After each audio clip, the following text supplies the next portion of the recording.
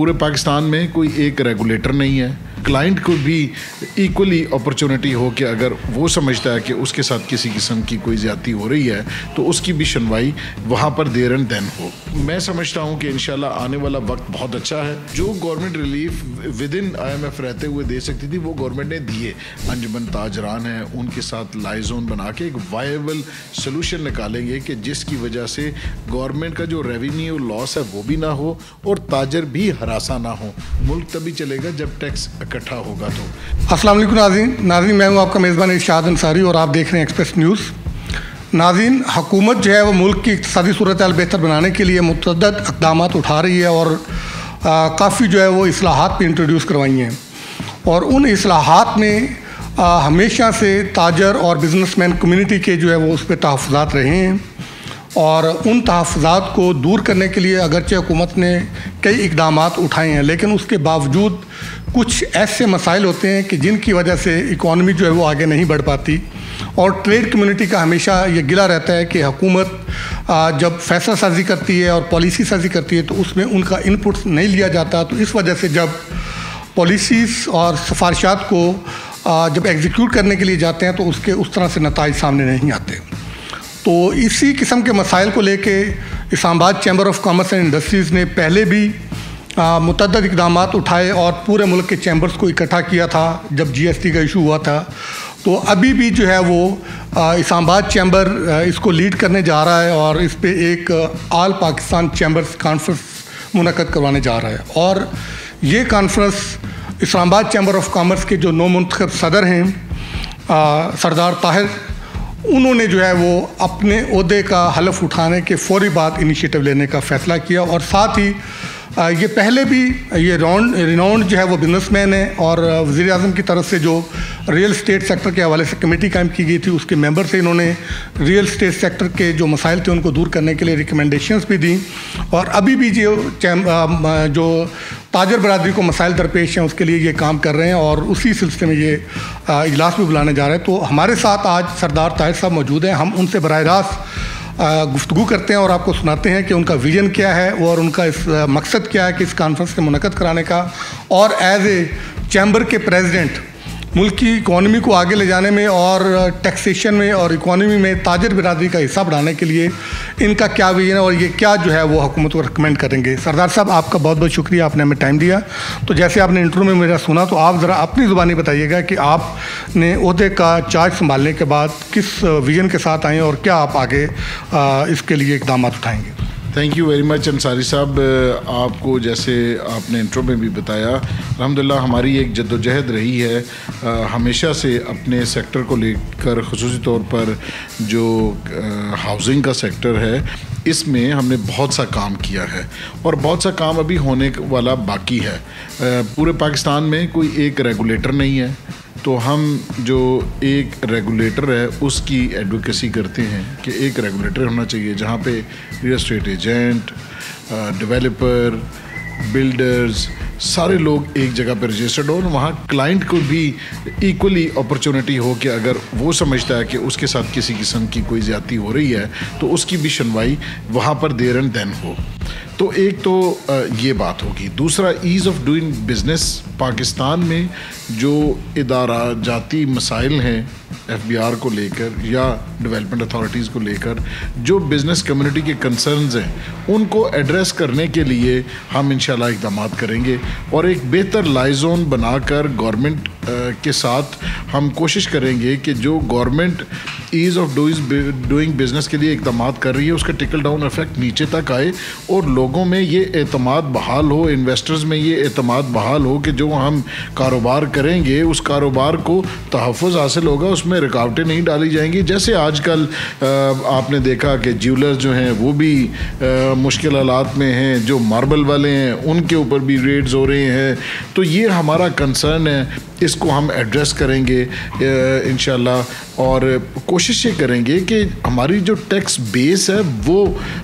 उसको बढ़ाने के लिए जो इक़दाम किए, जो मौजूदा टैक्स पेयर है उसी के ऊपर हर साल उसको मज़ीद बर्डनाइज़ किया जाता है, उसके ऊपर और टैक्सेस की शरह में इजाफ़ा किया जाता है। तो बजाय शरह में इजाफ़ा करने के प्रोग्रेसिव टैक्सेशन होनी चाहिए कि ज़्यादा लोग टैक्स दें, बेस ब्रॉड हो ताकि थोड़ा थोड़ा कंट्रीब्यूट सारा करेंगे तो फिर मुल्क चलेगा। देखिए हमारे पास बहुत पोटेंशियल है। इस वक्त पूरी दुनिया में पाकिस्तान की इज़्ज़त और तकरीम में ना सिर्फ इजाफा हुआ बल्कि ओवरसीज़ जो पाकिस्तानीज़ हैं उनका कॉन्फिडेंस भी रिस्टोर हुआ है। और आने वाले दिनों में CPEC 2 जैसा एक नेक्स्ट स्टेप जो है JCC मीटिंग में वो तय किया गया है कि उसमें बहुत से इक़दाम लिए जा रहे हैं, जिसमें 10,000 प्लस जो स्कॉलरशिप्स हैं वो दी जाएंगी चाइना में। फिर उन्हीं लोगों को वहाँ पर ट्रेन किया जाएगा, कटिंग एज स्किल्स उनको सिखाई जाएंगी, जिसकी वजह से चाइना में इतनी ज़बरदस्त प्रोग्रेस की है। पॉवर्टी एलिवेशन के ऊपर बहुत सारा काम इंशाल्लाह होगा। जो कराची और इस्लामाबाद में नए इंडस्ट्रियल जोन की तामीर है, STZs बनेंगे, स्पेशल इकनॉमिक जोन्स इंशाल्लाह बनने के लिए जा रहे हैं। तो ये सारी वो इक़दाम हैं और B2B, सिर्फ G2G नहीं बल्कि B2B लोगों जो बिजनेसेस हैं उनका आपस में इंटरेक्शन के ज़रिए बेहतरीन हम अपना ये प्लेटफॉर्म मुहैया करेंगे Islamabad chamber of commerce and industries के प्लेटफॉर्म से कि B2B ज़्यादा से ज़्यादा लिंकेजेस डेवलप हों, ताकि वहाँ का बिजनेसमैन यहाँ आकर अपनी स्किल्स को यूटिलाइज़ करते हुए, हमारे पास जो स्किल में कमी है या हमें बेहतर एडमिनिस्ट्रेशन चाहिए तो हम मिलकर यहाँ पर कारोबार करें। तो मैं समझता हूँ कि इंशाल्लाह आने वाला वक्त बहुत अच्छा है। हम इस्लामाबाद चैम्बर हमेशा से बिज़नेस कम्युनिटी की एक तवाना आवाज़ रहा है और मेरे टेन्योर में इंशाल्लाह ये और भी ज़्यादा तवाना आवाज़ होगी। इसमें ये बताएं कि एक जो आप प्लान कर रहे हैं कि ऑल पाकिस्तान चैम्बर्स कॉन्फ्रेंस बुलाएंगे, उसका क्या मकसद है और उसमें आप क्या बिज़नेस कम्युनिटी के साथ साथ गवर्नमेंट की जो इस्लाहाती एजेंडा है उस पर भी बात करेंगे, क्या होगा? देखिए कोई भी अगर पूरे इस्लामाबाद, चूँकि आपको पता है कैपिटल चैम्बर है और ये कैपिटल चैम्बर होने के वजह से हम अपनी ये ज़िम्मेदारी महसूस करते हैं कि पूरे पाकिस्तान के चैम्बर्स का जो प्रेसिडेंशियल कॉन्क्लेव है वो ऑलरेडी भी हमने 1-2 दफ़ा यहाँ पर इस्लामाबाद चैम्बर ने होस्ट किया। अब हम फिर होस्ट करने जा रहे हैं कि एक कलेक्टिव विजडम, हम जो कलेक्टिव विजडम है उनके ज़रिए एक ऐसा एजेंडा जो कि गवर्नमेंट भी चाहती है कि मुल्क को आगे लेके जाया जाए, मुल्क तरक्की की समत में आगे बढ़े, तो गवर्नमेंट और इंशाल्लाह हम यहाँ पर गवर्नमेंट के लोगों को भी एंगेज करेंगे और फिर ये जो पूरे पाकिस्तान की जो क्रीम है, जो बिज़नेस कम्युनिटी है, इनको भी बिठा के हम एक ऐसा एजेंडा तैयार करेंगे जिसके ऊपर हम भी काम करें, आने वाले बजट के ऊपर भी वो इनकॉर्पोरेट हो और लोगों को तहफ़्फ़ुज़ भी महसूस हो। सर एक आखिरी क्वेश्चन कि IMF का डेलीगेशन इस वक्त पाकिस्तान में मौजूद है, मुज़ाकरात हो रहे हैं और उनके एक कंसर्न में जो रिटेल सेक्टर है उससे टैक्स की जो कमी है वो उनका कंसर्न है कि POS नाफिज नहीं हुआ और हमारे रिटेल सेक्टर से उस तरह टैक्सेशन नहीं हो रही, रेवेन्यू नहीं आ रहा। और दूसरी तरफ ताजर कम्युनिटी ये कह रही है कि FBR की तरफ से हमें हरासा किया जा रहा है, तो उस पर आप क्या कहते हैं, क्या तजवीज़ देते हैं कि क्या IMF को हुकूमत की तरफ से जो मौक़िफ़ बताया गया है या जो फिगर दिए जाते हैं वो दुरुस्त हैं, या क्या इस पर आप IMF के जो डेलीगेशन के साथ जो मुज़ाकरात उस तनाज़ुर में आप क्या तजवीज़ करते हैं? देखिए हम जिस वक्त पिछले बजट से पहले नेगोशिएट कर रहे थे IMF के साथ अपने रियल एस्टेट सेक्टर के लिए, हम जो ट्रांजैक्शन कॉस्ट कम कर रहे थे तो उसमें हमें बड़ी मुश्किलात का सामना करना पड़ा और हमने उनको कन्विंस करने की कोशिश की कि ये एक विद होल्डिंग टैक्स है जो कि आखिरकार बाद में सेटल होता है रिटर्न के साथ जाके। तो आप इस वक्त इसकी अगर ट्रांजैक्शन कॉस्ट को हम गवर्नमेंट भी कम करना चाह रही थी, स्टेक होल्डर्स भी कम करना चाह रहे थे, तो और उसमें सारे लोग एक पेज के ऊपर थे, लेकिन IMF के चूँकि हम प्रोग्राम में हैं तो हमारी लिमिटेशंस थी। जिस हद तक गवर्नमेंट रिलीफ दे सकती थी, फेडरल एक्साइज ड्यूटी कम की, उसके अलावा जो बायर के लिए 1.5% टैक्स किया, सेलर के लिए चले फिर 1.5% बढ़ा, जो वो रिलीफ वहाँ से मिला वो 236C में चला गया। लेकिन इसके बावजूद इस्लामाबाद में स्टाम्प ड्यूटी 4% से 1% हुई। तो जो government relief with in IMF रहते हुए दे सकती थी, वो गवर्नमेंट ने दिए। अभी भी ऐसा ही है कि इंशाल्लाह हम रास्ता निकालेंगे, टैक्स कलेक्शन भी ज़्यादा हो। मुल्क तभी चलेगा जब टैक्स इकट्ठा होगा तो। लेकिन उसके लिए जो रिटेलर्स का उनका कंसर्न है कि ताजरों पे कि वो टैक्स नेट दूसरा नहीं आ पा रहे, नहीं बढ़ी, जैसे आपने बेस की भी बात, उस पर आप क्या करें? देखें, हम जो तमाम मार्केट्स के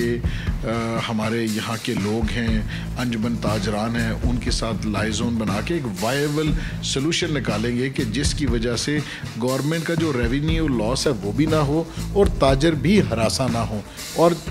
जो विजन प्राइम मिनिस्टर का है या गवर्नमेंट ऑफ पाकिस्तान का है वो ट्रांसलेट भी हो और बिज़नेस इफेक्ट भी ना हो। क्योंकि यहाँ इस पाकिस्तान में आपको पता है कि जो FBR के निचले दर्जे के या वो मुलाजिम हैं जो कि जाते हैं शॉप्स के ऊपर, उनका एक अपना एजेंडा होता है, तो वो मेरे ख्याल 70-80% तक लोगों के रिटर्न भी वही फाइल करते हैं। तो ये इस वजह से पेचीदगियाँ हैं, ये ख़ुद इस काम में मुलव्विस हैं। तो हम ऐसा वायबल सोल्यूशन निकालेंगे कि आजकल AI का दौर है, आप आर्टिफिशियल इंटेलिजेंस के ज़रिए तमाम डाटा कलेक्शन हर चीज़ आपको मुहैया होती है। तो हम ऐसा वायबल सोल्यूशन निकालेंगे कि लोग हरासा भी ना हो और गवर्नमेंट की टैक्स रेवेन्यू में भी इजाफा हो। बहुत शुक्रिया सरदार साहब, थैंक यू वेरी मच।